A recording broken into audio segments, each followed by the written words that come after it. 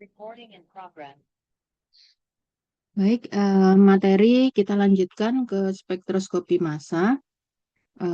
Spektroskopi massa merupakan salah satu bentuk elusidasi struktur atau penentuan struktur eh, menggunakan peralatan spektroskopi. Jadi interaksi antara radiasi atau cahaya dengan materi itu nanti akan menghasilkan sinyal yang berbeda-beda efeknya terhadap senyawa tersebut. Di UV vis Anda belajar mengenai transisi elektronik, kemudian di inframerah Anda belajar efeknya terhadap senyawa itu adalah em, ini ya, vibrasi dari ikatan, jadi Anda bisa menentukan gugus fungsi. Sedangkan di spektroskopi massa, Anda dapat menentukan em, massa molekul atau massa relatif dari suatu senyawa organik beserta potongan-potongan fragmennya yang kemudian kalau digabung-gabung kemungkinan bisa membentuk struktur. Nah, yang kita bahas di perkuliahan ini hanya struktur senyawa organik ya. Jadi untuk senyawa anorganik Anda em, tidak mempelajarinya di mata kuliah ini.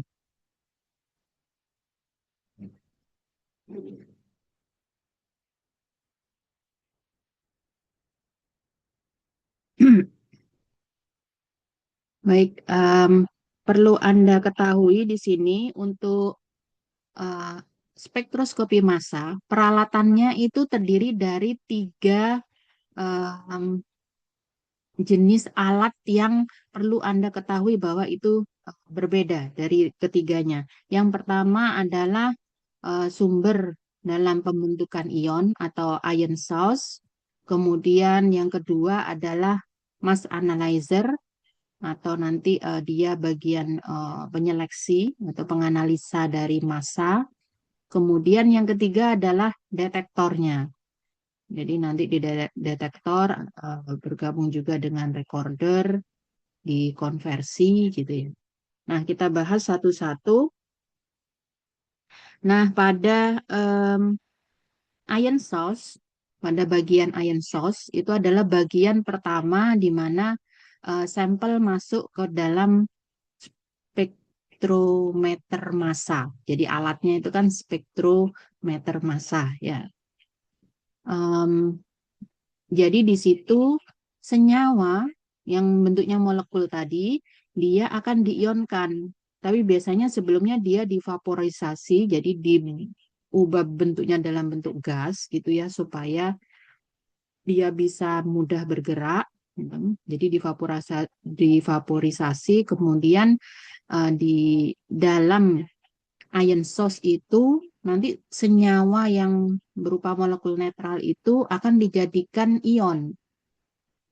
Nah, di situ ada sampel yang berubah akhirnya menjadi ion dan umumnya dia berbentuk kation karena dia ya terutama yang kita bahas dalam perkuliahan ini itu karena efek dari bombardment atau bombardir atau pengeboman atau penembakan dari elektron energi tinggi.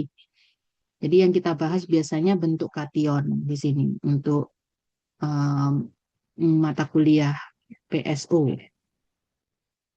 Nah, setelah dia berbentuk ion, nanti dia akan masuk ke mass analyzer. Nah, di situ ion-ion yang terbentuk nanti akan diseleksi dan dipisahkan berdasarkan massa dan muatannya. Seperti apa gambarnya nanti ada di slide berikutnya. Kemudian bagian detektor, nah tadi kan sudah dipisahkan di mass analyzer. Nah, ion yang sudah terpisah tadi kemudian satu persatu akan masuk ke dalam detektor dan akan dideteksi. Dideteksi kemudian dikonversi menjadi gambar yang nanti akan dengan lebih mudah Anda interpretasikan masuk ke dalam recorder, kemudian dicetak, dia akhirnya bisa terlihat bentuk hasilnya berupa grafik spektra. Seperti apa grafik spektranya nanti kita juga akan lihat.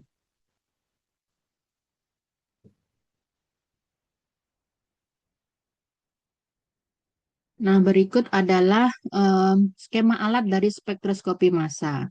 Sebenarnya Ibu tidak ingin menjelaskan lebih detail karena nanti untuk instrumentasinya sendiri, spektrometer massanya akan dibahas di mata kuliah spektroskopi. Anda sudah menempuh mata kuliah spektroskopi? Sedang menempuh, Ibu. Oh, sedang menempuh. Sekarang sedang membahas apa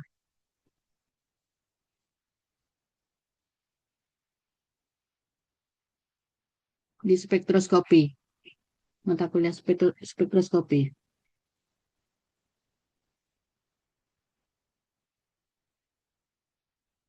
Halo?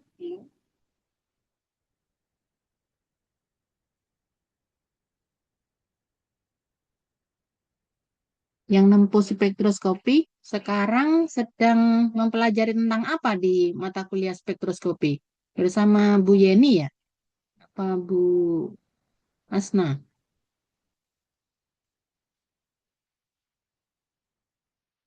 Ayo coba dihidupkan ini kameranya. Ibu ingin lihat Anda ini serius belajar nggak? Ibu sudah em, siap-siap pagi ini untuk kuliah. Anda masih anu apa berebah. Yang nempuh spektroskopi sekarang sedang membahas tentang apa? Alia, Priska.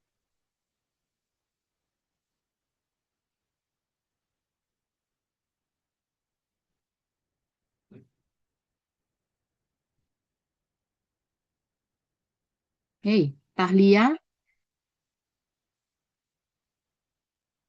sedang membahas apa Anda sekarang di spektroskopi, mata kuliah spektroskopi? Nadifa, Spektrometri terakhir bahas ini, Bu. Spektrofotometer kalau nggak salah, Bu. spektrofotometer UV vis. Iya, Oh, masih di situ. Ya, berarti nanti untuk instrumen spektrometer masanya, Anda mungkin agak belakangan ya. Tapi karena kita membahas sebenarnya spektrumnya untuk diinterpretasikan datanya. Jadi kita di sini hanya belajar membaca spektrumnya. Yang dihasilkan dari spektrometer itu kan spektrum. Nah, di mata kuliah ini kita menginterpretasikan spektrumnya. Namun kalau saya tidak memberikan gambaran mengenai alat spektroskopinya, takutnya Anda agak lost. Ini dari mana ionnya? Jadi ini prinsip dasarnya nanti Anda bisa belajar lebih itu di mata kuliah spektrometri ya. Spektrometri. Oke. Nah, gambarnya bentuknya seperti ini, kerangka di dalamnya. Jadi di situ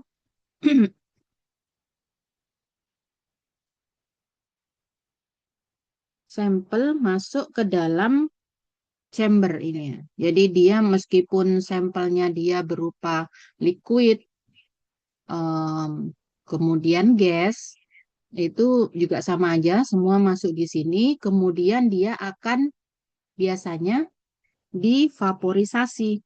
Jadi dengan cara dipanaskan. Harapannya agar senyawa tersebut lebih mobile.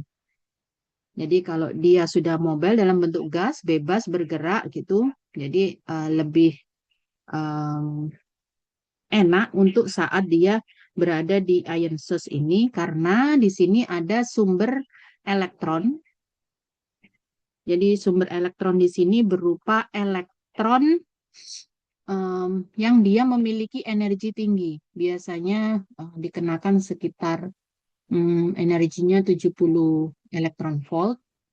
Jadi di situ elektron energi tinggi ditembakkan terus menerus. Jadi biasanya disebut dengan bombardment. Jadi namanya ngebom gitu ya, gitu ya. Jadi menembakkan secara terus menerus untuk mengenai sampel yang sudah berbentuk gas tadi di sini. Jadi ini yang nomor 3 elektron beam. Elektron beam jadi pancaran elektron energi tinggi tadi akan memukul elektron dari atom yang terdapat dalam senyawa tersebut. Kan senyawa itu bentuknya netral yang masuk, jadi molekul itu.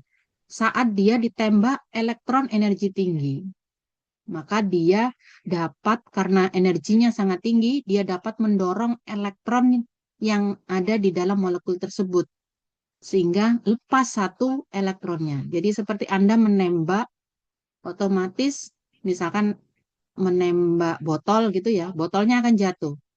Nah, itu sama dengan itu. Elektronnya sangat tinggi energinya, sehingga sampai mengenai molekul yang netral itu ada satu yang terpental akhirnya, karena dia tertabrak oleh elektron energi tinggi.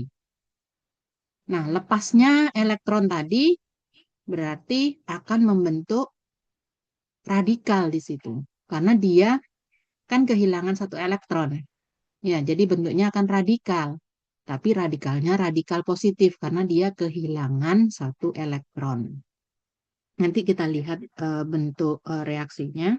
Jadi di sini terjadi penembakan elektron energi tinggi sehingga menyebabkan sampel-sampel ini yang semula dia netral, dia akan membentuk ion. Tapi apakah semua membentuk ion? Pada saat awalnya iya. Jadi dia akan membentuk ion yang radikal. Jadi kehilangan satu elektron, dia menjadi radikal, tapi dia juga bermuatan positif. Awalnya itu. Tapi itu fragmen yang awal. Jadi masih berupa, saya misalkan di sini, molekul yang masuk itu kita sebut dengan M gitu ya. Jadi molekul utuh dengan MR tertentu. Kemudian setelah ditambah elektron energi tinggi, maka dia akan menjadi M yang kehilangan satu elektron di sini. Elektronnya akan lepas dari M tersebut. Sehingga tinggal satu dan dia bermuatan positif. Ini kita sebut dengan radikal kation. Nah, ini adalah produk pertama biasanya yang terbentuk dari elektron bombardment di dalam ion source itu.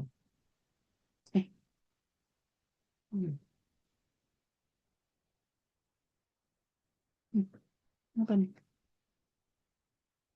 Bentar. Untuk ini enggak begitu akrab dengan apa teknologi. Saya kok nggak bisa pakai tab itu. Gimana ya? Sorry. Oh, ini dulu. Paling kita berbagi.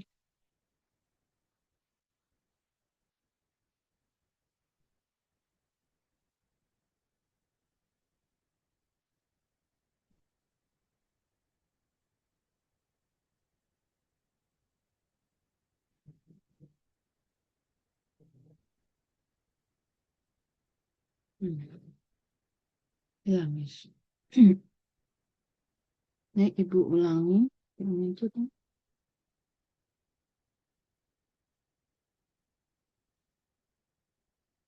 Ya, jadi di sini tadi ada M yang sudah dia bentuknya gas gitu ya, molekulnya. Kemudian ditambah dengan elektron energi tinggi, ditembak, dia akan menghasilkan, melepaskan satu elektron itu, dan M yang dia bentuknya radikal dan bermuatan positif. Jadi M radikal kation.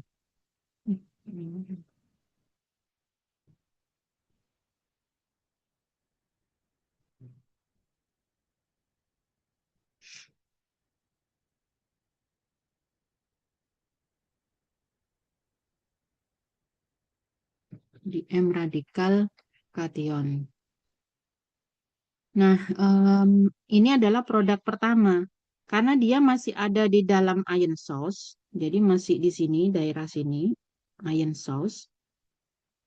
Dia belum bergerak gitu ya, masih ada di situ. Dia akan tertembak lagi dengan elektron energi tinggi. Sehingga M plus radikal tersebut bisa berubah menjadi fragmen lainnya. Jadi dia bisa pecah lagi dengan melepaskan elektron lagi. Dia bisa membentuk misalkan kation aja karena satu radikalnya ini sudah lepas elektronnya. Dan itu akan terjadi seterusnya di ion source. Jadi akan terbentuk banyak jenis ion dan juga radikal di sini. Jadi efeknya di ion source itu ada pembentukan ion-ion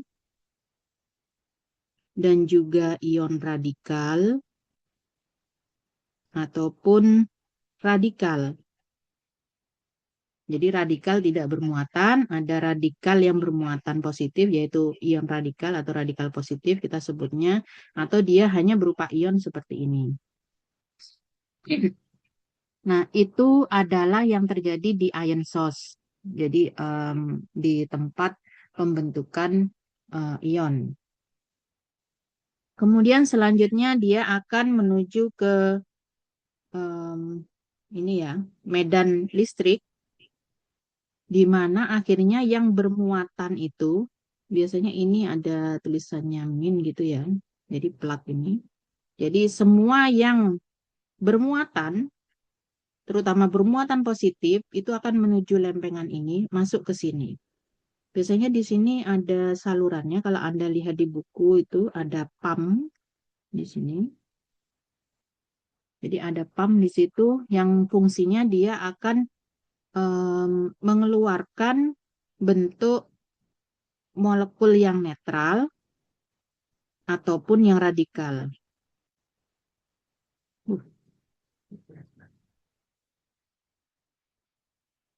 Jadi pump di sini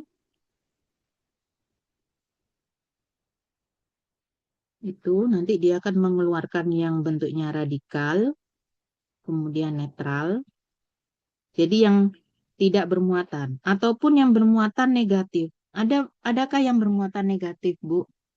Jadi kemungkinan itu ada karena di situ ada elektron yang lepas, kemudian nanti bisa ketemu dengan radikal juga, kemudian nanti bertambah.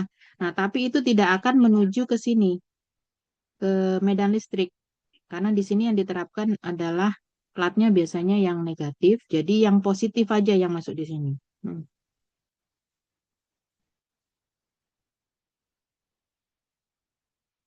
Jadi di sini negatif, yang masuk ke sini hanya yang muatannya positif.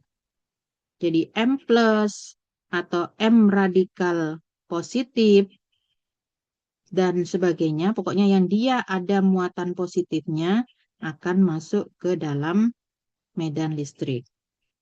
Yang lainnya akan dikeluarkan lewat pump. Sampai sini paham? Maaf ya, agak ribet memang ya kalau kuliah kimia online menjelaskannya. Ada pertanyaan sampai sini? Jadi di sini adalah bagian ion source. Bagian yang pertama. Semoga paham ya, Ibu lanjutkan. Nah, setelah ion-ion itu melewati medan listrik, di sini kecepatannya sama ya. Jadi ada energi kinetik yang dia setara dengan elektron volt yang diterapkan di situ. Kemudian dia akan masuk ke tempat yang namanya nomor 2 itu mass analyzer. Tahap pertama adalah dia melewati yang namanya magnet. Nah, di sini kan tadi ada ion yang pertama misalkan M radikal plus, kemudian ada M plus, dan selanjutnya ada M-15 plus misalkan nanti. Jadi ada yang pecah ini apa ikatan di pinggirnya misalkan CH3, kalau CH3 lepas kan dia -15 ini jumlahnya ya. Kita kan belajar spektroskopi massa berarti Anda berpikirnya massa relatif atau atom relatif. Jadi Anda hitung C ini kan 12, H ini ada 3, berarti 12 tambah 3 itu 15. Nah, nanti ini bisa lepas, misalkan kalau dari suatu senyawa yang ikatan di pinggirnya itu, gugus di pinggirnya itu adalah CH3. Jadi M-15 ataupun M-29 nanti selanjutnya dan M berapa. Nanti ini akan kita pelajari berdasarkan pola fragmentasi ya untuk beda-beda gugus fungsi. Nah, di situ akhirnya kan banyak sekali jenis ion yang masuk ke mass analyzer. Jadi misalkan ada M radikal positif, M positif, M-15 positif, kemudian M-29 positif. Nah, kalau Anda lihat trennya, misalkan dari sini ke bawah, kira-kira berat molekul, jika M itu adalah berat molekul awal, semakin ke bawah BM-nya semakin bagaimana?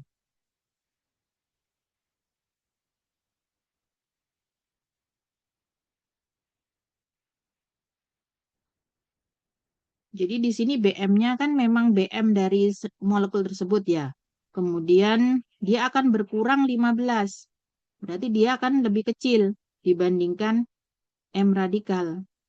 Kemudian yang sini juga begitu. Dia akan semakin lebih kecil dibandingkan atasnya. Sehingga di sini masanya akan semakin kecil. Jadi kita di sini bicara massa ya. Massa itu ya hubungannya dengan berat molekul. Jadi massa dari ion akan semakin kecil. Nah, berarti di sini ada perbedaan. Banyak ion-ion tapi beda masanya. Dan biasanya di sini kita tunjukkan bahwasanya tiap jenis ion tersebut itu merupakan rasio dari massa per muatan. Atau biasanya disingkat dengan M per Z atau M per E. Ya, jadi semakin besar massa, ya dia adalah yang massanya lebih besar. Karena biasanya muatannya itu yang positif satu kan, jadi semua sama. Nah, ini efeknya apa jika saat melewati medan magnet? Yang massanya besar, jadi massanya yang besar, maka dia akan sulit dibelokkan. Jadi di sini fungsi dari magnet itu adalah membelokkan dari ion-ion tersebut. Dibelokkan, ada deflection, ada defleksi di sini. Ion-ion itu didefleksi berdasarkan masanya. Semakin besar massa, dia akan sulit dibelokkan. Makanya yang masanya besar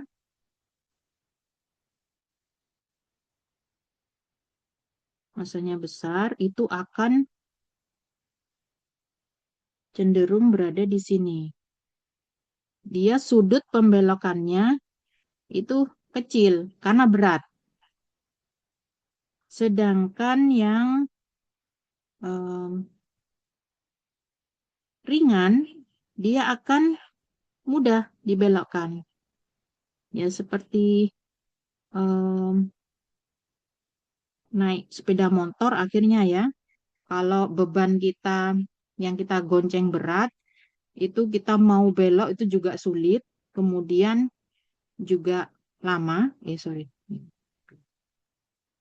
Sedangkan yang ringan, itu kita bisa belok dengan sudut yang lebih drastis gitu ya. Dan lebih cepat. Sampai di nanti yang namanya detektor.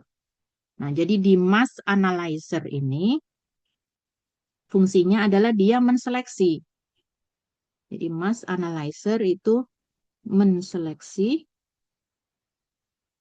ion-ion tersebut yang sudah masuk ke mass analyzer untuk dipisahkan berdasarkan M per Z-nya atau rasio massa per muatannya. Semakin besar dia defleksinya juga semakin kecil karena berat ya. Sedangkan yang lebih ringan defleksinya itu lebih besar dan lebih cepat menuju ke detektor. Nah, sebelum di detektor, mungkin ada yang ingin ditanyakan di mass analyzer.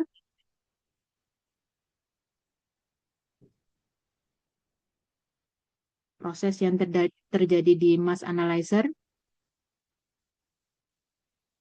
Ocha, ada pertanyaan?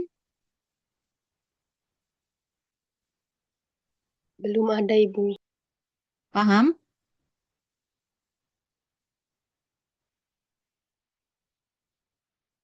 Insya Allah paham, Ibu. Oke, jadi ini tadi sudah bergerak sesuai M per Z-nya, ya masing-masing. Nah, yang lebih kecil akan sampai ke detektor. Nah, detektor ini adalah part yang ketiga, ya. Tadi setelah ion source ada mass analyzer, kemudian di detektor. Nah, yang masuk dulu akan dideteksi lebih dulu. Kemudian dia akan dihubungkan ke alat yang mana dia nanti bisa menyebabkan bentuk grafik yang dikeluarkan itu berupa aliran arus. Jadi biasanya arus, jadi dia awalnya itu berupa TIC, total ion current. Jadi kalau Anda melakukan analisa MS, itu Anda akan dapatkan total ion current. Jadi arus, jadi ion uh, tersebut menghasilkan arus berapa, nanti dia akan dideteksi pada arus yang berbeda-beda sesuai dengan M per Z-nya. Nah, kemudian di detektor ini jadi satu paket, ada recorder, sebelumnya dia ada converter, sorry, ada converter. Jadi kalau TIC ini sulit diamati, nanti dia keluarnya bisa dalam bentuk gambar spektrum saat dia masuk di recorder ya. Spektrum untuk MS itu munculnya adalah spektrum garis. Jadi bentuknya seperti ini. Ya sebenarnya diturunkan dari total ion current. Kita akan lihat nanti bentuk spektrumnya di slide berikutnya. Nah, itu 3 bagian di spektroskopi massa yang Anda harus paham dulu. Jadi Anda sudah bisa membayangkan, oh kenapa sih kok kita belajar interpretasi MS itu berupa radikal ion, kemudian ion positif, ada pembentukan radikal juga. Itu dari mana? Nah, ini prosesnya ini. Ada 3 tahapan, dia melewati ion source, mass analyzer, dan selanjutnya di detektor. Di detektor dihasilkan hasil spektrum yang akhirnya kita baca. Sebenarnya mata kuliah kita hanya di sini. Tapi karena Anda juga di spektrometri belum membahas peralatannya, nanti kalau saya berikan langsung di gambar ini, Anda nggak paham sebenarnya apa sih garis-garis itu. Nah, garis-garis ini adalah ion-ion yang terdeteksi, ion-ion yang sampai di detektor. Jadi ion-ion yang sampai di detektor. Apakah ada ion yang nggak sampai di detektor, Bu? Ada. Jadi dia mungkin pecah terus, pecah, pecah, pecah. Akhirnya bentuk ion tersebut tidak sampai di detektor. Akhirnya tidak ada di spektrum, tidak muncul. Atau munculnya kecil sekali. Ini intensitas. Jadi yang ini M per Z. Jadi semakin besar muatannya, rasio massa permuatan, maka dia akan berada di paling kanan. Yang awal dideteksi itu di sini muncul di recorder, di detektor, kemudian di recorder, bentuknya seperti ini sampai belakang, sampai yang terberat. Nah, biasanya yang terberat inilah yang kita asumsikan dia adalah M radikal plus atau dia berupa M plusnya. Jadi BM-nya biasanya ditentukan dari situ. Sinyal bar yang ada di paling kanan. Jadi struktur garis yang paling kanan. Oke, semoga paham.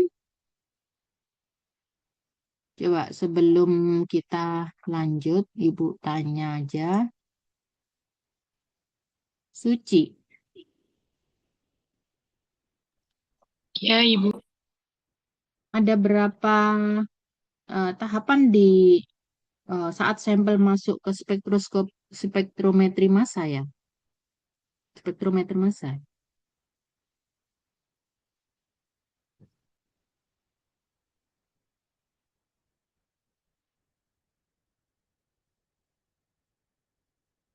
Hmm?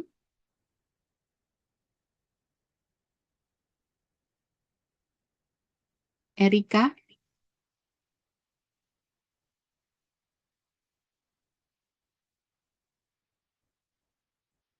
ada berapa tahapan saat sampel masuk ke spektroskopi massa sehingga menghasilkan spektrum? Ada berapa tahapan? Izin Ibu ada 3. Apa saja? Ionisasi, mas analisis, sama detektor. Mm-mm. Kemudian Intan, apa yang terjadi di em, proses ionisasi?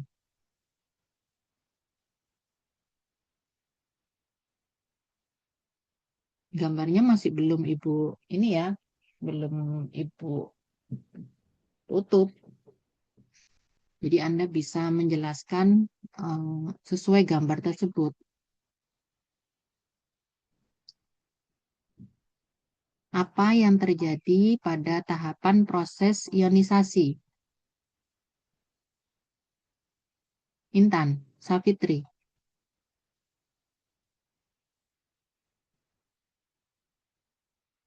Halo, Anda mendengarkan enggak ini? Nggak ada respon. Carisa,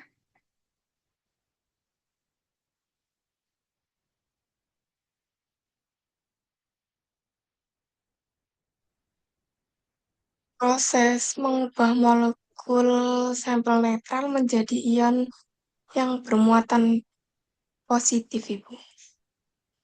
Dan juga disertai pembentukan radikal gitu ya. Dan jadi harapannya terbentuk ion-ion di situ. Kemudian ion-ion tersebut masuk ke mana? Hilwatun, Miss Nafisa,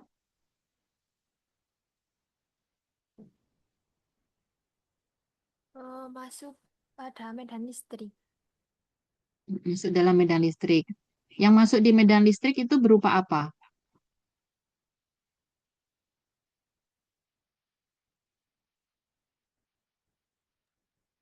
Yang masuk pada medan listrik itu berupa ion ion kation. Ya, jadi ion positif di sini ya yang masuk karena ini platnya negatif. Kemudian selanjutnya proses apa yang terjadi, Rima? Rima Nurhayati.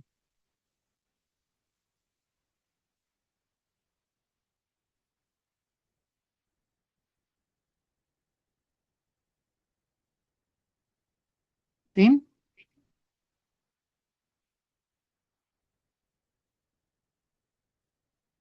Dwi Wulan.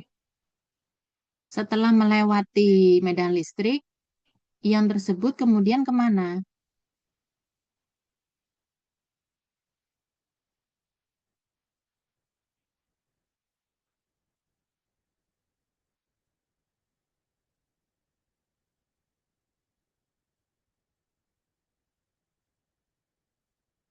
Anda dengar enggak suaranya Ibu ini? Tahlia, Tahlia,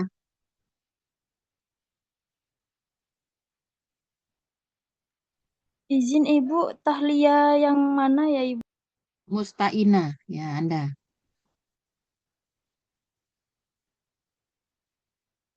Setelah di penyeleksi massa, selanjutnya ke detektor Ibu. Eh, kan tadi masih di sini.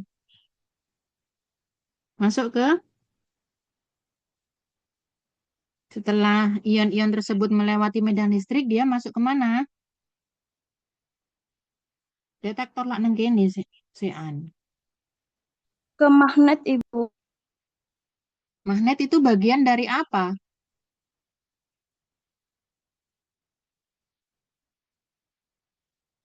Dio, Bagas, Ibu. Anda dengerin Ibu nggak? Nggih, Bu. Jadi di sini ada ion yang sudah melewati medan listrik. Kemudian dia masuk ke bagian apa? Itu, Bu, ke bagian magnet itu, Bu. Iya, magnet itu termasuk bagian apa?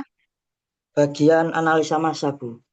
Analisa massa, mass analyzer. Ya, Ya, nggih, Bu. ini Nggih. masih Ibu tulis di sini. Nomor 2, mass Nggih, Bu. analyzer. Yang pertama ini ion source. Nggih. Nah, di mass analyzer kemudian ada magnet, itu apa yang terjadi, Bagas? Di situ diseleksi, Bu, berdasarkan massa dan juga muatannya. Rasio massa per muatan. Ya, Nggih. jadi M per Nggih, Bu. Z-nya. M per Z. Kemudian setelah itu,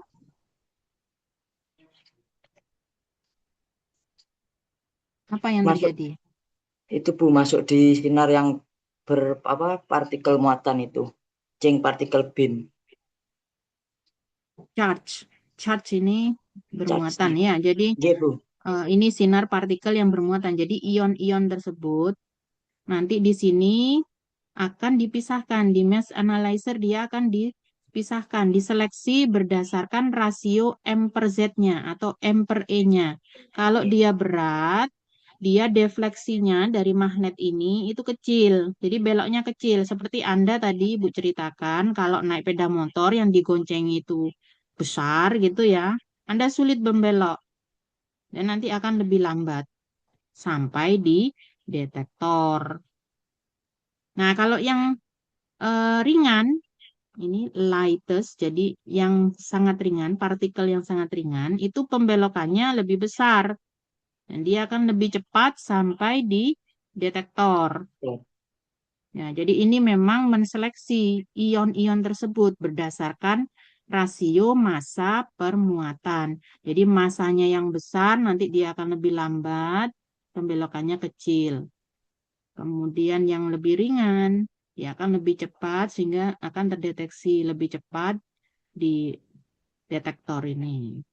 Mana di detektor bagiannya itu ada konverter, ada recorder, yang hasilnya itu spektrum yang akan kita pelajari cara interpretasinya.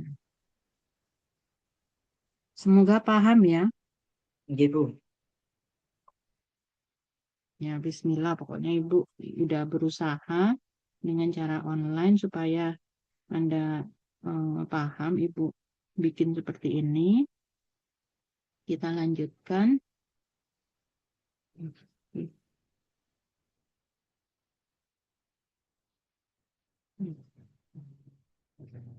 Oke, kita lanjutkan setelah melewati alat ini ya, prinsip spektroskopi massa. Kita lanjutkan untuk beberapa istilah yang nanti akan kita sering sebut di mata kuliah PSO ini untuk spektroskopi massa. Jadi ada beberapa istilah yang harus Anda pahami karena nanti Ibu hanya menyebutkan istilah itu. Jadi pengertian ini Anda harus paham. Yang pertama, spektra atau spektrum massa biasanya ditampilkan dalam bentuk grafik atau vertical bar graph. Jadi seperti yang Ibu gambarkan tadi, bentuknya itu nanti spektrumnya itu akan berupa bentuk bar atau batang atau garis gini ya. Dia garis karena dia sangat ramping. Disebut bar itu karena ya memang dia batang gitu ya. Cuman batangnya yang kecil sekali. Dengan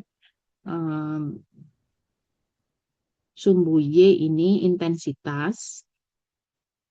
Kemudian sumbu X-nya itu M per Z-nya. Jadi ke sini, ke kanan semakin besar massa relatifnya. Massa dari ion tersebut semakin besar. Yang muncul di sini berarti massanya yang paling kecil. Jadi spektrum massa nanti bentuknya grafik berupa garis vertikal. Nanti gambarnya seperti apa ada juga kita lihat contohnya. Kemudian tiap puncak mewakili ion dengan rasio massa permuatan tertentu. Ya, jadi ini yang sudah saya tuliskan tadi. Di sini yang M per Z-nya paling besar atau masanya paling besar muncul di paling kanan. Yang paling kecil muncul di sini. Ya seperti sumbu X biasanya, semakin ke sini M-nya semakin besar. Jadi tiap puncak di sini nanti akan mewakili M per Z tertentu. Kemudian tinggi rendahnya puncak. Tinggi rendahnya puncak berarti ini ya. Ini rendah, ini tinggi. Mengindikasikan kelimpahan relatif ion tersebut. Jadi di sini saya sebut intensitas. Padahal intensitas tersebut merupakan persen kelimpahan relatif. Dari apa? Ion. Karena kalau dia tidak ion, dia tidak akan sampai di detektor. Ingat tadi waktu di tempat ion source yang dia tidak berupa ion positif, dia tidak akan masuk ke medan listrik. Dia akan dibuang. Molekul yang netral, radikal, atau bukan bermuatan positif, dia akan terbuang. Dan semua yang masuk di detektor itu hanya ion positif.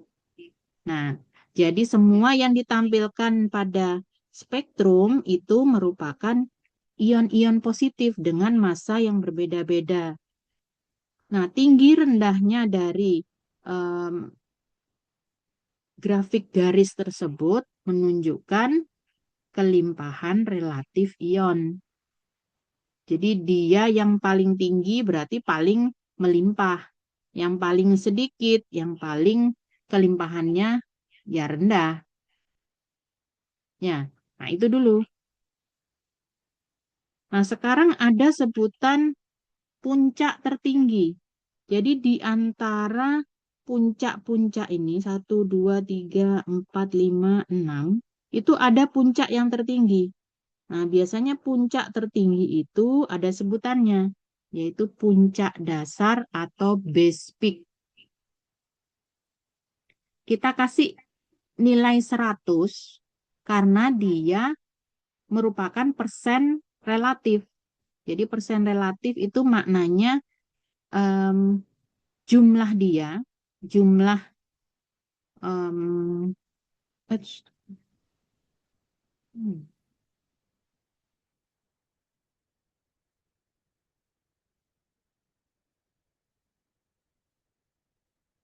jadi misalkan gambar ini.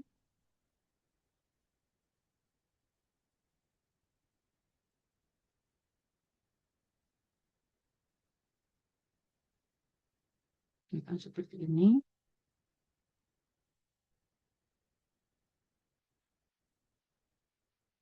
M per Z, ini persen kelimpahan, jadi intensitasnya berupa persen kelimpahan relatif. Nah, dihitung bagaimana persen kelimpahan relatif ini. Jadi jumlah dari ion A misalkan ya. Ini A, ini B, ini C, D, E, F, G. Jadi jumlah ion C yang masuk di detektor tersebut dibagi dengan jumlah ion A tambah B tambah C tambah sampai tambah G kali 100%. Nah, diharapkan jumlah C ini karena dia paling tinggi, nanti dia diasumsikan dia yang 100%. Ini kan kalau di GC ya. Sorry. Ini kalau di GC. Jadi kalau di sini hitungannya adalah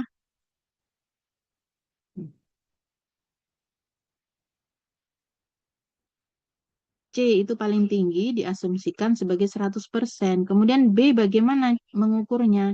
Ya B per C kali 100%. Kemudian A berapa persen? A per C kali 100%. Jadi yang paling tinggi ini diasumsikan sebagai nilai 100 dan disebut sebagai puncak dasar atau base peak. Nah, itu ada sebutannya. Jadi nanti kalau kita lihat spektrum massa gini ya, nanti Ibu biasanya sudah langsung sebut puncak dasarnya berapa. Nah, jadi ini M per Z-nya berapa. Nanti disebutkan, oh base peak-nya M per Z sama dengan 29 Bu, atau 43 Bu. Berarti masanya, masa base peak tersebut, ya, masa base peak tersebut adalah 43. Paham ya, puncak dasar atau base peak. Jadi yang diberi harga 100.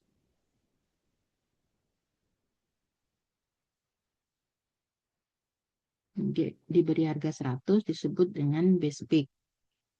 Ada lagi sebutan lainnya yang perlu Anda ketahui saat Anda belajar spektrometri massa.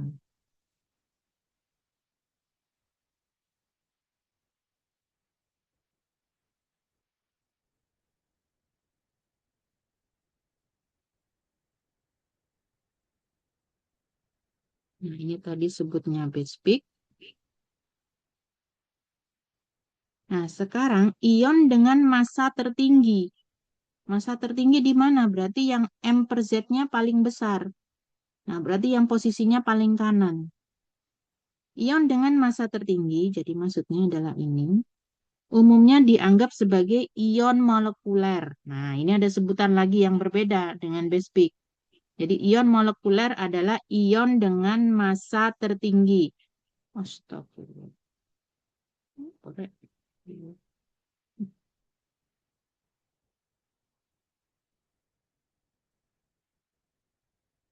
Maaf ya Ibu, gak begitu paham pakai tab. Hilang filenya yang tadi di mana enggak tahu. Carinya gimana cara.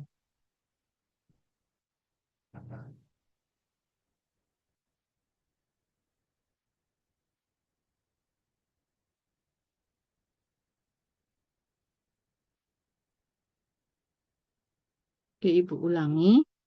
Jadi ini kan sumbu X-nya itu M per Z. Jadi ke sini semakin besar masanya.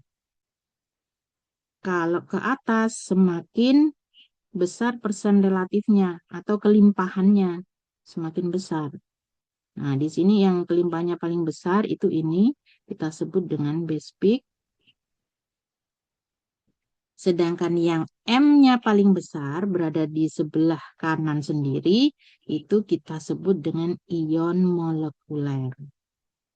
Jadi nanti Ibu mungkin hanya menyebutkan, coba Anda analisa base peak pada spektrum yang Ibu tampilkan itu berapa masanya.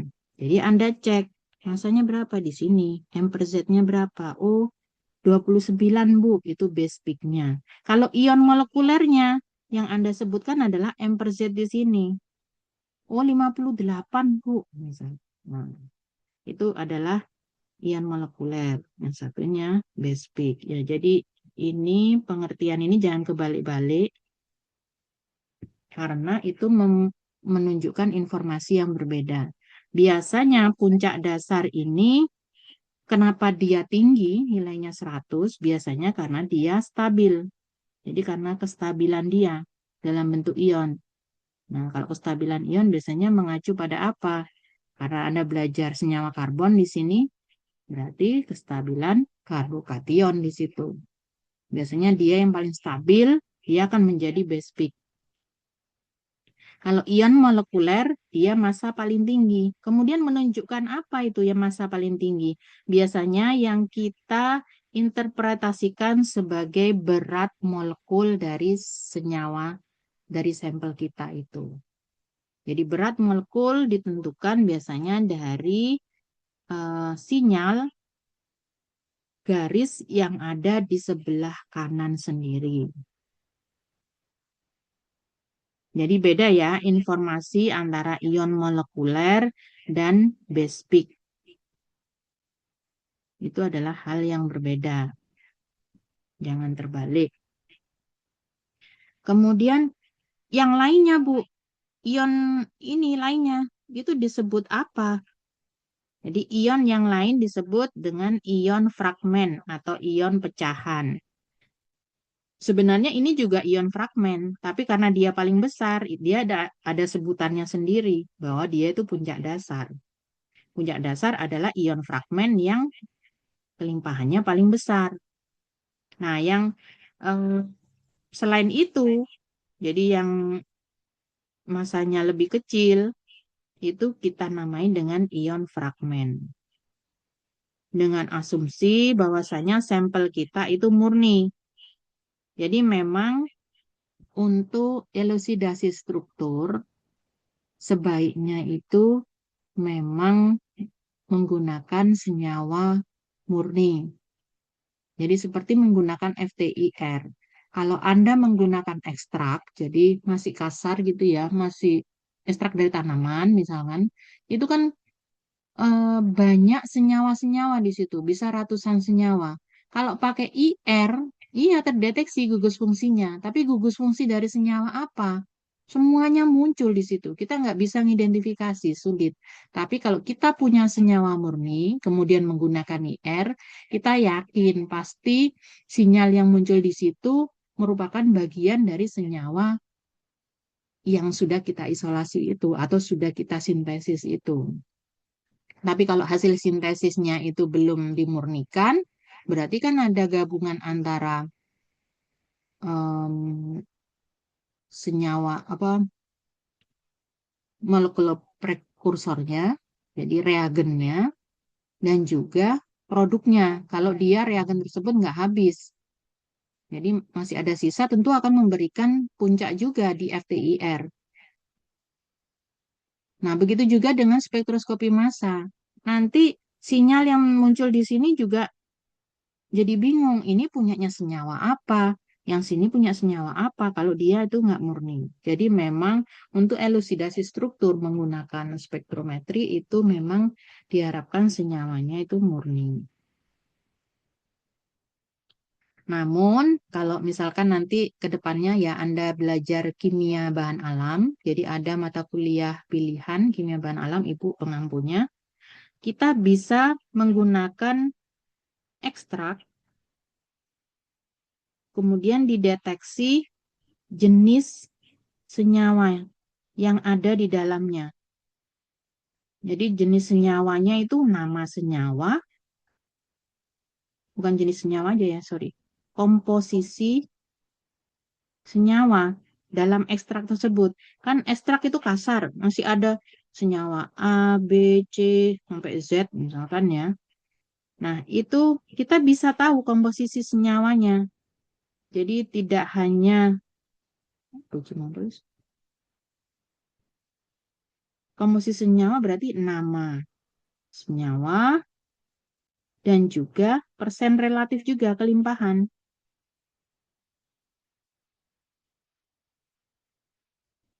Persen kelimpahan. Jadi senyawa A itu kita bisa tahu 2%, misalkan B 1,5%, C dan seterusnya. Itu bisa. Tapi tidak menggunakan MS saja. Melainkan dia ditandem dengan GC misalkan. Atau LC. Jadi LC itu liquid chromatografi, GC gas chromatografi. Anda sudah belajar kromatografi, mata kuliah kromatografi? Sedang menempuh, Bu. Gimana? Sedang menempuh. Oh, sedang menempuh juga. Ya, jadi itu bisa ditandem. Nanti kalau nempuh mata kuliah kimia bahan alam, ada ini kita pelajari. Jadi ekstrak itu bisa ditentukan nama senyawa dan persen kelimpahannya menggunakan MS juga, tapi harus ditandem. Kalau dia cuman MS doang, keluarnya cuman M per Z yang kita nggak tahu karena dia nggak murni. Ini bisa dari apa kita nggak paham di situ. Dari senyawa apa. Tapi kalau sudah dipisahkan menggunakan LC atau GC, maka kita bisa interpretasikan itu komposisi senyawanya. Ya, cuman di sini kita nggak belajar ekstrak ya, jadi yang senyawa murni. Oke, sampai sini ada pertanyaan, silakan.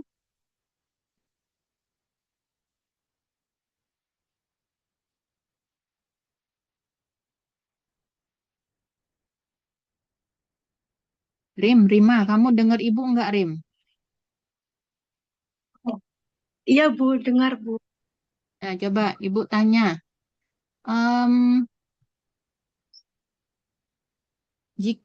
Ini ya, Anda lihat ini kan spektrum ya, spektrum massa ya, spektrum MS. Nah, di sini itu ada sinyal seperti ini. Ini namanya apa? Sinyal ini biasanya diidentifikasi sebagai apa? Oh, mohon maaf, Bu, yang mana ya, Bu? Tadi kurang jelas gambarnya. Oh, gak jelas. Oke. Nih, yang ini Ibu tunjuk tanda panah. Nih. Oh, itu base peak atau spektrum yang tertinggi yang buat identifikasi ionnya. Basic bener. Ya, jadi dia puncak tertinggi. Untuk identifikasi ion, maksudnya nanti bisa ke sini juga, jadi jangan dilanjutkan ke situ. Jadi dia memang puncak dasar atau base peak, karena kelimpahannya paling besar. Ya, kemudian Alia Rizka tadi Ibu panggil, ada Anda?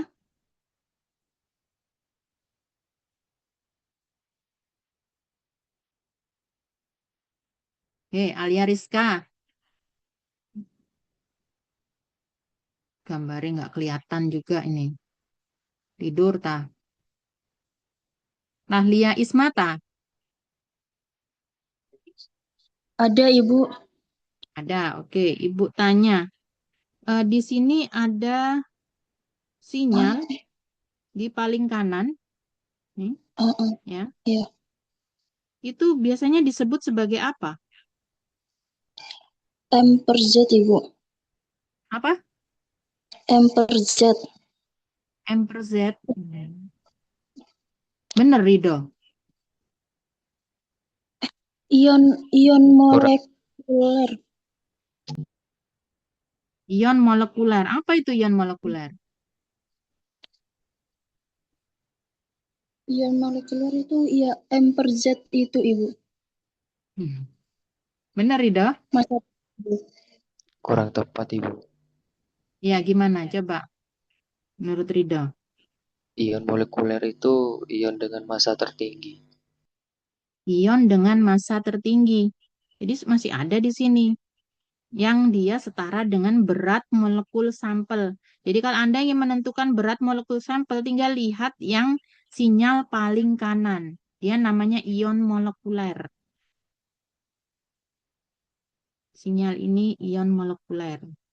Yang ini base peak, puncak paling tinggi, yang menunjukkan kelimpahan relatif paling besar. Biasanya mengacu pada ion yang paling stabil. Beda dengan ion molekuler. Ion molekuler ini untuk penentuan berat molekul sampel. Nah, ion molekuler ini ada nama lainnya juga. Dia merupakan ion induk atau parent ion. Jadi ion induk. Ion yang pertama kali terbentuk, jadi dia yang berupa M radikal positif tadi.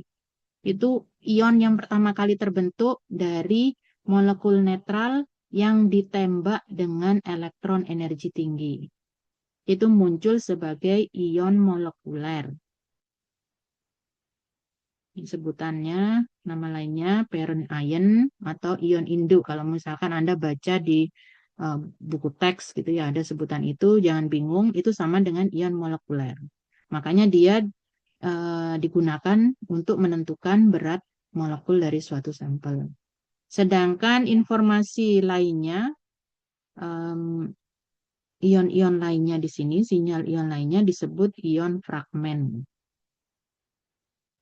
atau anak. Jadi ion anak di situ.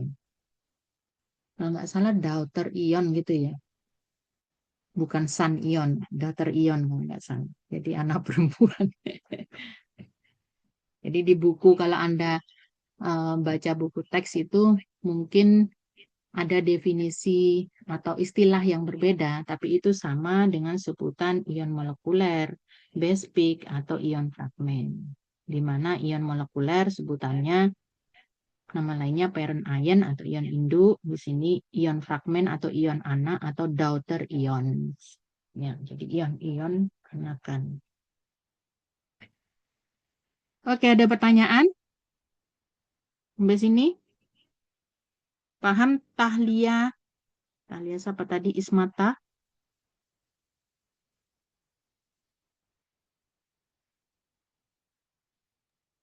Nggih, Bu. Ya. Silakan disambi dengan ini ya, apa presensi. Ibu sudah bisa presensi tadi.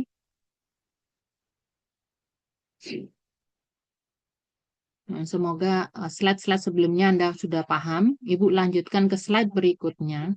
Beginilah penampakan dari spektrum massa yang akan Anda interpretasikan nanti.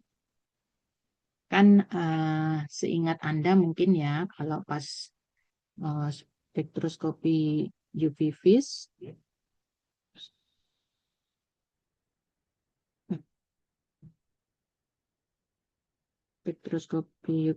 Anda hasilnya kan juga spektrum.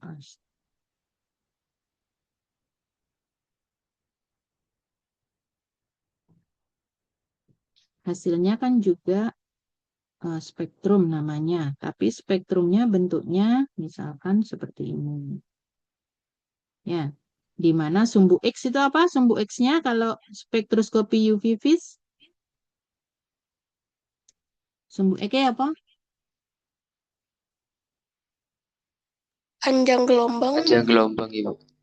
Panjang gelombang atau lambda. Satuannya biasanya nanometer. Yang ini sumbu Y.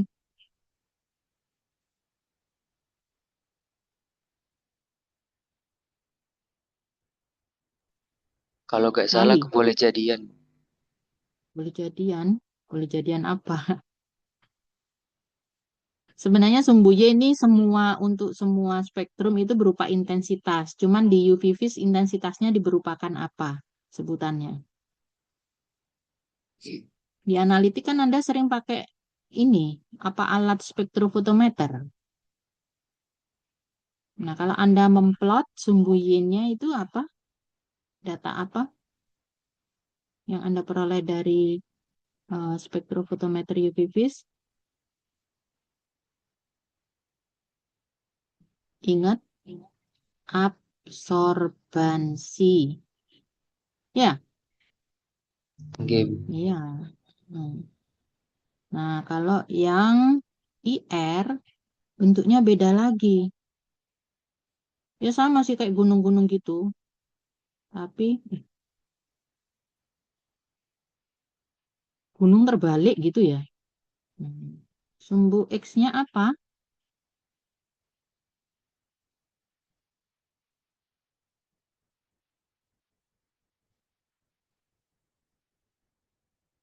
Panjang gelombang? Panjang gelombang, Ibu. Bukan panjang gelombang biasanya, tapi bilangan gelombang. Bilangan gelombang. Jadi bilangan gelombang ini kan seperlambda. Ya, jadi satuannya nanti seper cm atau cm pangkat -1. Nah, sumbu Y-nya ternyata ke bawah dia intensitasnya berupa persen transmitan. Wih, apa rek? Pakai lewat FDIR. Ya. Jadi ditentukan seperti itu. Nah, di tempat kita berbeda lagi bentuknya. Spektrumnya spektrum garis. Nah, ini makanya Anda harus sudah selesai dengan bab yang sebelumnya.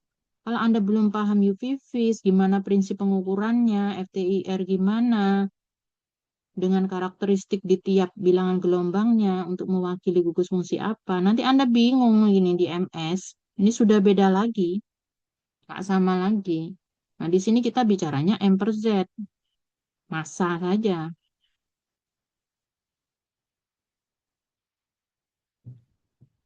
Nah, jadi gambarnya bentuknya misalkan di bawah ini.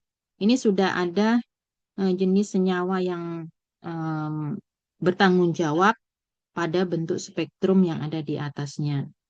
Yang ini karbon dioksida, ini propana, siklopropana. Di sini Ibu tuliskan biar Anda nggak bingung. Karbon dioksida itu CO2.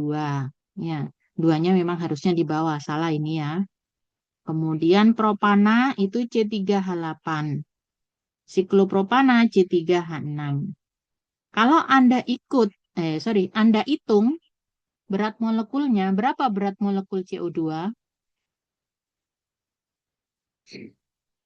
C berapa?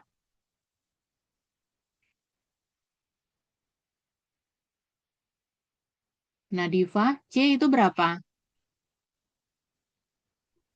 C12, Bu. O berapa? Oh, 16. O 16. 16 kali 2? 32. 32 tambah C 12. Berapa? 44. Oh 44. Oke, tulis 44. Yang C3H8 berapa?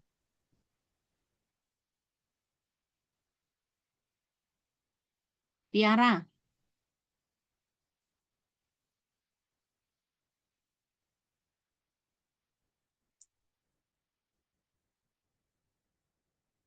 Duriatul aliyah. C3H8. H berapa H? Masanya?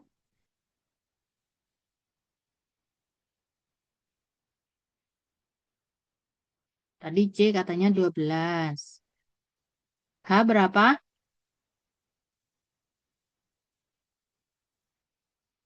Enggak tahu. Intan Safitri. Iya, Ibu. C3H8 berapa masanya? 44. 44. Kalau siklopropana?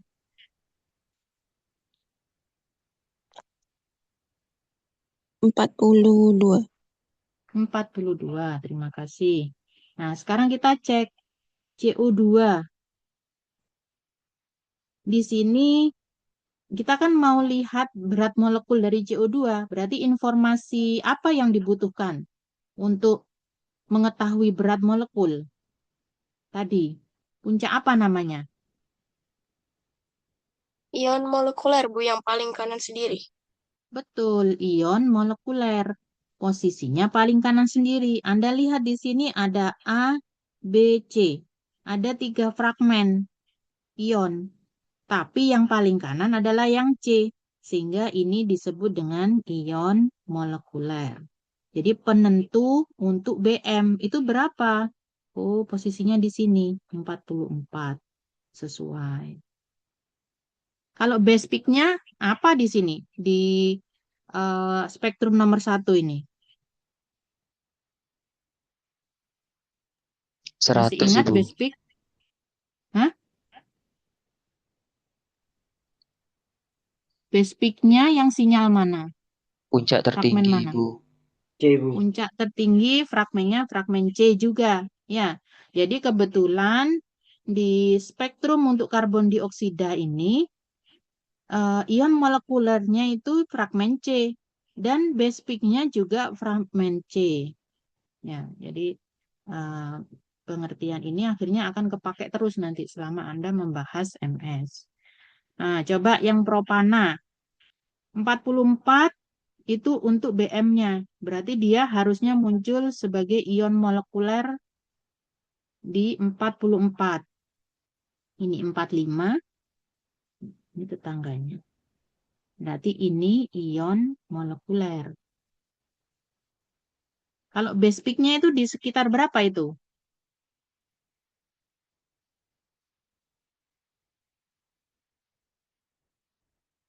Base peak-nya Sekitar spektrum nomor 2. 29-an. Betul. Jadi ini ya. Jadi ini base peak. Base peak-nya berapa kalau ditanyakan? Oh, M per Z sama dengan 29, Bu. Yang ini ion molekuler M per Z 44. Jadi begitu menyebutkannya. Ternyata meskipun karbon dioksida itu BM-nya sama dengan propana, sama-sama 44, tapi spektrumnya berbeda. Nah, inilah yang menyebabkan spektrum massa juga bisa digunakan untuk menentukan struktur. Jadi nggak hanya berat molekul. Kenapa dia nggak disebut spektrum massa untuk penentuan berat molekul? Gitu aja. Ternyata dia juga bisa untuk menentukan struktur. Berdasarkan apa? Fragmen-fragmennya. Karena fragmen yang terbentuk di karbon dioksida ternyata cuma ada 3 fragmen ini. Sedangkan propana fragmennya banyak sekali. Nah, kenapa seperti itu? Nanti kita pelajari propana dari golongan alkana. Gimana prosesnya? Nah, jadi ada polanya juga. Sedangkan untuk siklopropana 42, kita cek di sini yang paling. Nah, ini mungkin nanti bisa jadi catatan ya. Tapi biasanya kita bahas di akhir, di perkuliahan akhir, menjelang pembahasan halogenasi, senyawa terhalogenasi, yaitu persen kelimpahan dari isotop. Tapi di sini Anda lihat, mungkin di layar kelihatan, ini sangat kecil. Apa terlihat? Terlihat, Bu. Terlihat. Lihat, Ibu. Terlihat. Tapi sebenarnya kan ini C3H642. Udah bener di sini kan? Tapi kenapa ada sinyal sekecil itu? Nah, sinyal ini nanti ada korelasinya dengan persen massa relatif kelimpahan di alam. Karena C itu ada 2 isotop ya, C12 dan C13. Itulah yang menyebabkan ini muncul. Nanti kita bahas lebih detail itu di bagian akhir untuk senyawa terhalogenasi. Tapi ini adalah ion molekulernya. Kebetulan juga jadi base peak-nya. Nah, polanya kok serupa, Bu, dengan ini? Ya, sama-sama alkana. Cuman di sini bentuknya ada siklo. Nanti juga akan ada perbedaan, sedikit perbedaan jika dia bentuknya bercabang. Sama-sama alkana misalnya. Jadi nanti pada kuliah spektroskopi massa ini kita akan mempelajari pola fragmentasi. Jadi pembentukan ion-ion ini, pola fragmentasinya kita akan pelajari berdasarkan gugus fungsi yang ada pada senyawa tersebut. Jadi alkana nanti pola fragmentasinya itu akan berbeda dengan alkena, berbeda dengan alkohol, berbeda dengan senyawa karbonil aldehid keton, dan juga senyawa terhalogenasi. Cuman ini masih pengantar ya, jadi pertemuan pertama ini pengantar. Jadi saya kenalkan dulu gambar dari spektrum massa nanti yang akan Anda interpretasikan datanya. Di awal Anda perlu menginterpretasikan ion molekuler dan juga base peak-nya. Ion molekuler sebagai informasi berat molekul, base peak menunjukkan jenis ion fragmen yang paling stabil. Oke, sampai sini ada pertanyaan? Anda kuliah sampai jam berapa? 8.40, Bu. 8.40, Bu. Oke, 20 menit lagi. Bu, lanjutkan.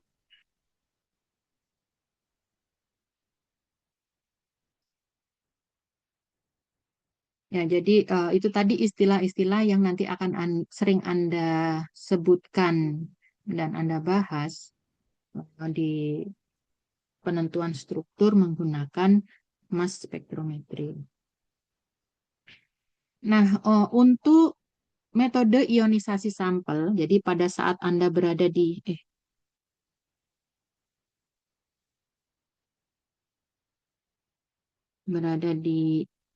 posisi pertama yaitu ion source, itu sebenarnya banyak sekali metode ionisasi sampel dari MS, dari alat MS. Metode ionisasinya macam-macam. Ada yang electron impact, ada yang chemical ionization, electrospray ionization, bahkan plasma desorption. Jadi metode ionisasinya berbeda-beda. Tapi yang Ibu jelaskan dari awal tuh yang mana, Bu, tadi? Metode ionisasinya. Kita menggunakan yang ini.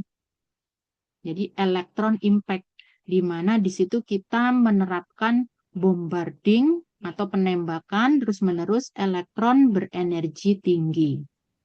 Untuk yang lainnya bagaimana, Bu? Saya ingin pelajari. Silahkan. Cuman untuk mata kuliah ini cukup Anda belajar di sini. Yang ini dulu.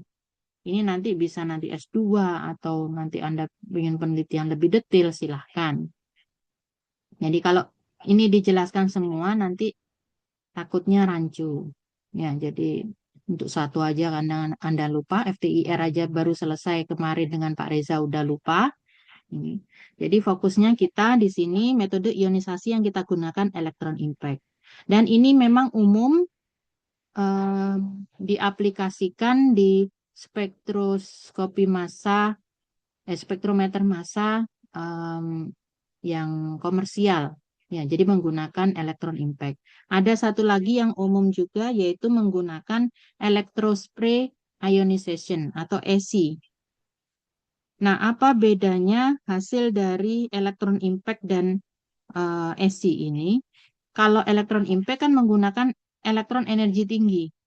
Jadi otomatis M molekul awal tadi nanti dia akan dibombarding dengan elektron energi tinggi, dia akan menjadi radikal ion.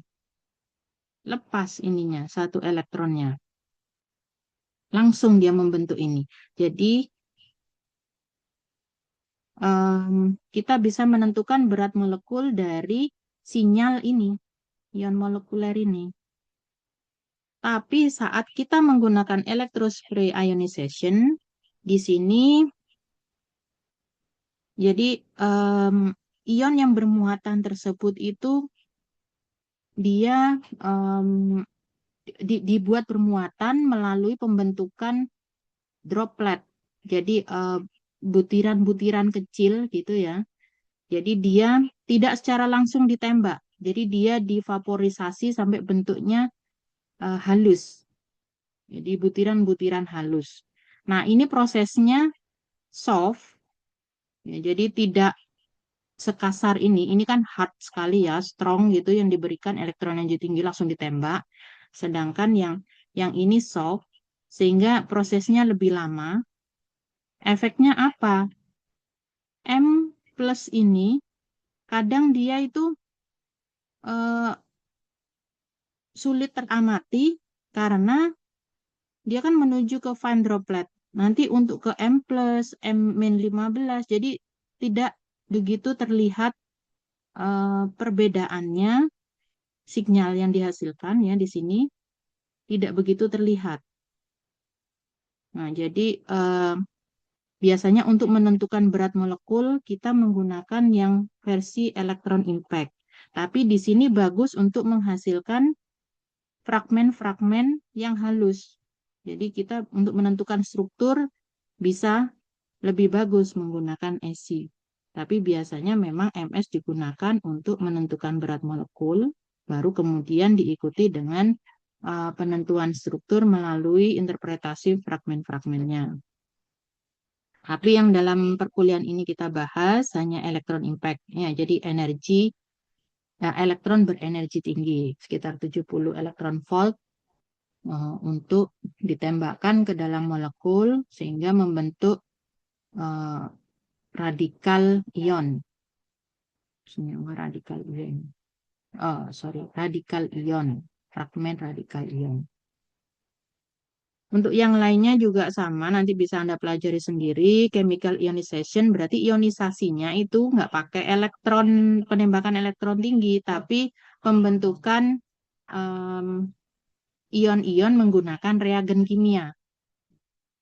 Kemudian yang ini juga menggunakan beda potensial. Ini atom. Di atom ya, berbeda dengan elektron yang digunakan. Dan selanjutnya. Jadi ini metode ionisasi sampelnya. Di sini agen pengionisasinya itu apa? Oh, elektron energi tinggi. Oke, sampai sini ada pertanyaan?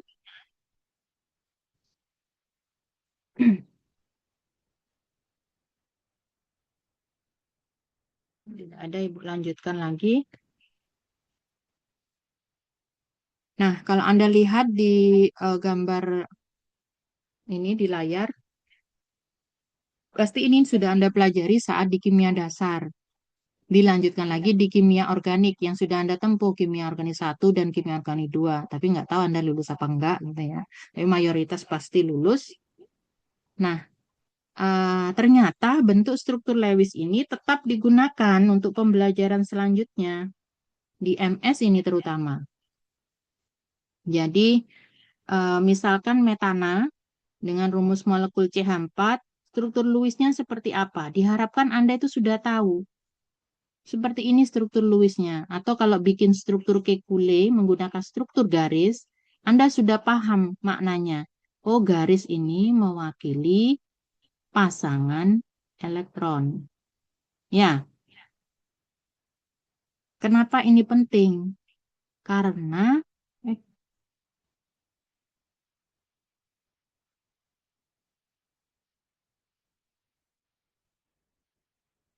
kenapa ini penting? Karena dari MS itu kan kita menembakkan elektron energi tinggi. Nah, nanti bisa mengenai elektron di sini misalkan. Satu elektron di sini. Yang akhirnya elektron ini akan lepas. Membentuk misalkan HC, C,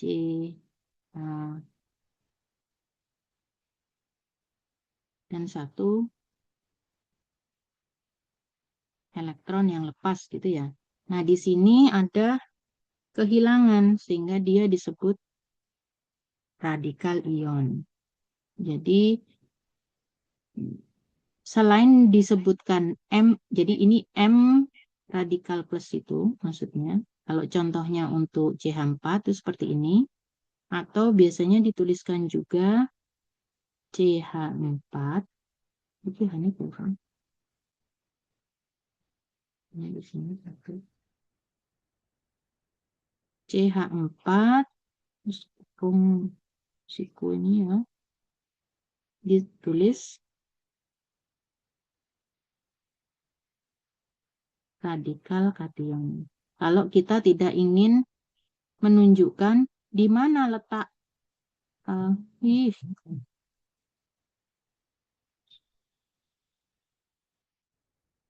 ya. Kalau kita tidak ingin menunjukkan letak pasti di mana radikal ion tersebut. Karena itu bisa di berbagai tempat kan. Jadi mungkin bukan H yang sini, tapi H yang ini. Ikatan CH yang ini atau ikatan CH di sini. Nah, itu biasanya bisa dituliskan seperti ini. Jadi CH4 radikal kation. Ini serupa dengan ini. M radikal positif. Nah, itu pentingnya Anda mengetahui bagaimana struktur Lewisnya. ataupun struktur kekule. Jadi ini bisa juga dituliskan seperti ini. Nanti langsung ditulis misalkan C, H, H, H. Di sini juga H, tapi radikal kation. Jadi posisi radikal kationnya di sini misalkan. Tapi yang lainnya pakai struktur garis. Itu juga bisa. Ini juga sama menunjukkan M radikal positif. Jadi kalau masih bingung cara bikin struktur Lewis, dalam minggu ini Anda harus mempelajari lagi. Anda buka kimia dasarnya atau kimia organiknya, nyoba latihan-latihan untuk menentukan struktur Lewis. Misalkan C2H6 itu seperti apa? Oh, seperti ini. Kemudian etilen dan alkena. Nah, ikatan rangkap duanya itu ada 4 elektron. Begitu juga dengan ini. Nah, akhirnya bagaimana? Kalau seperti ini kita akan kelihatan, misalkan ada elektron energi tinggi. Nah, dia akan mengenai yang mana kalau strukturnya seperti ini? Kalau dia senyawa karbonil, dia punya 2 pasang elektron menyendiri. Ini kelihatan di sini. Nah, ini adalah tempat yang memungkinkan, paling memungkinkan untuk ditembak oleh elektron energi tinggi. Jadi pembentukan M radikal plusnya itu bisa ada di sini. Jadi dia bisa membentuk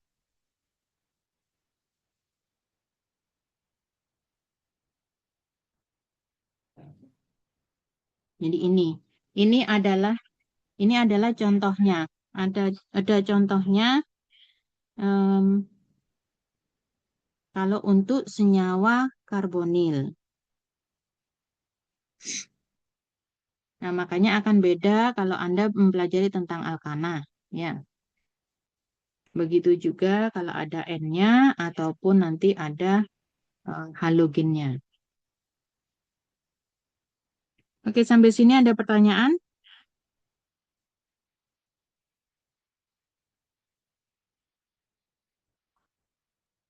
Bisa Anda bikin struktur Lewis?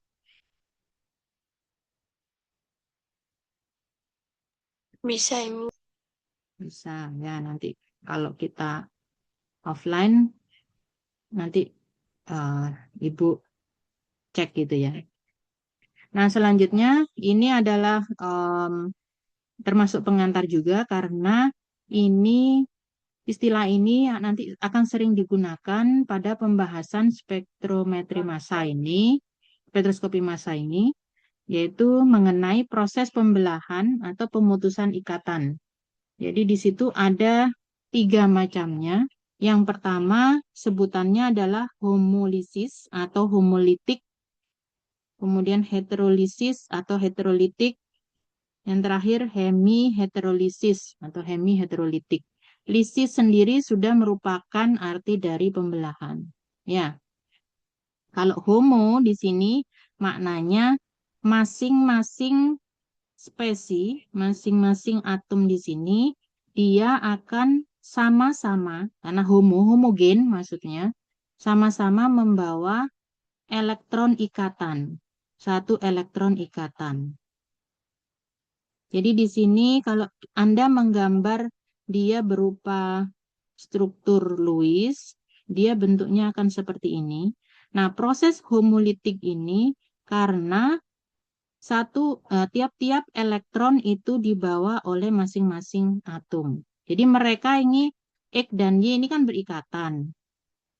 Tapi kemudian mereka ingin pisah, ingin sendiri-sendiri dengan cara membawa masing-masing 1 elektron. Jadi dia bawa harta gonung gininya itu setara gitu ya. 1 elektron di bawah X, 1 elektron di bawah Y. Jadi sama-sama membentuk radikal. Itu caranya dengan homolitik. Jadi secara homogen mereka membawa masing-masing 1 elektron. Perhatikan bentuk tanda panahnya. Bahwasanya ini tanda panah dengan mata anak panah separuh.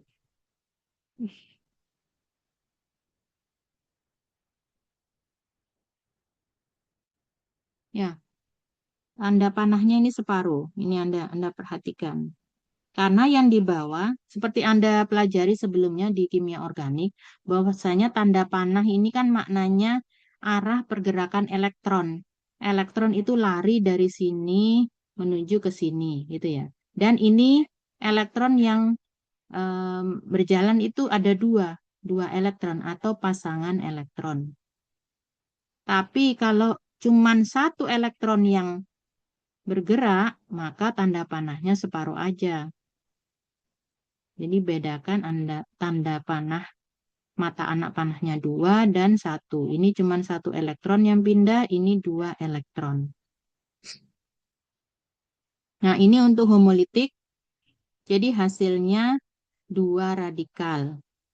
Karena masing-masing X dan Y membawa 1 elektronnya.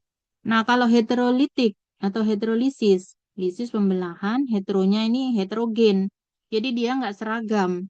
Salah satu membawa pasangan elektron ikatan, sedangkan yang lain ditinggalkan begitu saja, tidak memiliki apa-apa. Efeknya apa? Nah, ini seperti mekanisme biasanya ya, karena pasangan elektron yang dibawa. Jadi tanda panah dengan mata panah full gitu. Efeknya menghasilkan salah satunya membentuk ion, sedangkan yang satu, ion positif maksudnya, yang satu berlebih. Jadi elektronnya bisa disebut Y- atau di sini berlebih elektron. Itu heterolisis. Kalau hemi-heterolisis, nah, dia bukan homolisis dan juga bukan heterolisis penuh. Jadi maksudnya gimana? Awalnya dia misalkan adalah berupa radikal kation. Jadi M radikal plus gitu ya misalkan. Nah contohnya ini jadi antara X dan Y itu ada radikal, satunya ada ion. Nah, elektron ini dibawa oleh salah satu atom sehingga dia menjadi radikal, satunya ditinggalkan kondisi plus. Jadi yang dibawa memang cuma 1 elektron. Tapi yang ditinggalkan akhirnya tidak punya apa-apa. Jadi dia tidak full heterolitik dan juga tidak full homolitik. Tidak full homolitik karena salah satunya itu tidak membawa elektron, jadi tidak seragam. Dia juga tidak full heterolitik karena yang dibawa itu cuma 1 elektron. Sehingga dia membentuk radikal. Nah, variasi dari proses pemutusan ikatan karena efek bombarding elektron tersebut, elektron energi tinggi itu ya, itu bisa beragam. Jadi 3 jenis pembelahan ikatan ini bisa menghasilkan beragam radikal, ion, ataupun bentuk seperti ini, radikal kation.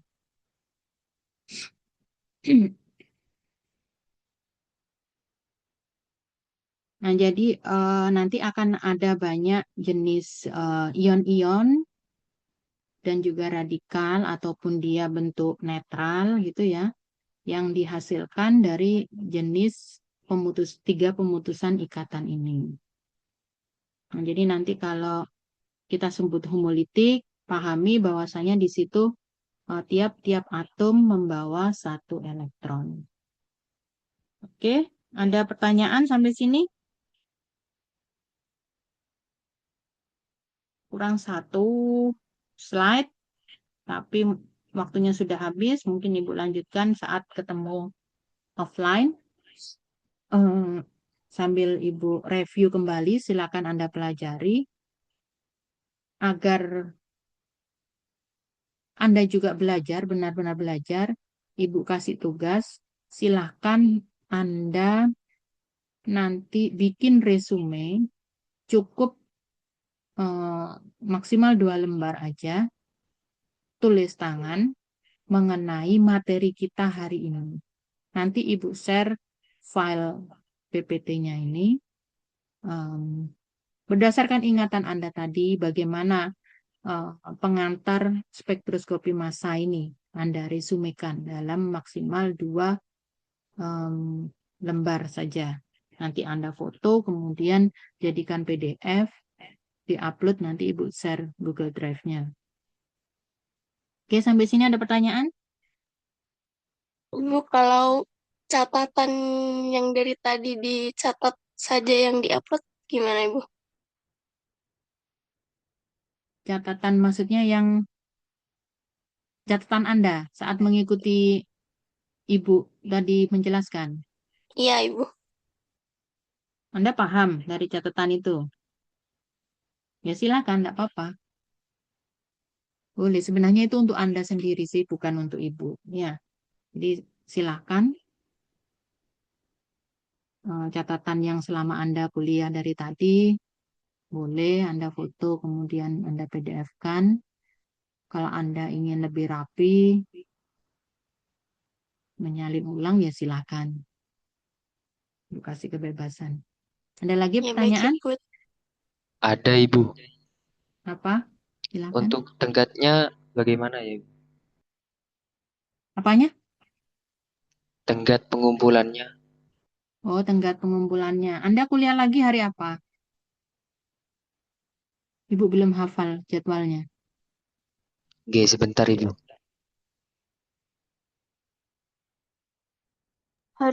Permisi Ibu, hari Senin pagi itu ada. Oh, Senin pagi. Ya udah. Minggu malam ya. Jadi Anda sekalian preparasi untuk besok ketemu Ibu dalam kuliah offline. Ya, Baik, Ibu. terima kasih Ibu. ya sama-sama. Ada lagi pertanyaan lainnya?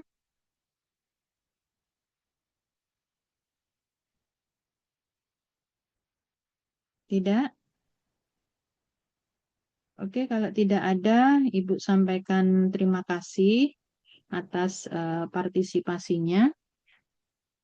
Semoga ilmu yang Ibu sampaikan hari ini bermanfaat bagi Anda semua, berkah gitu ya. Kita ketemu lagi di perkuliahan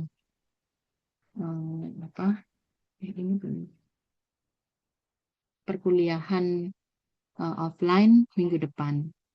Baik, saya akhiri sekian. Assalamualaikum warahmatullahi wabarakatuh. Waalaikumsalam warahmatullahi wabarakatuh. Terima kasih, Bu. Terima kasih Ibu. Sama-sama.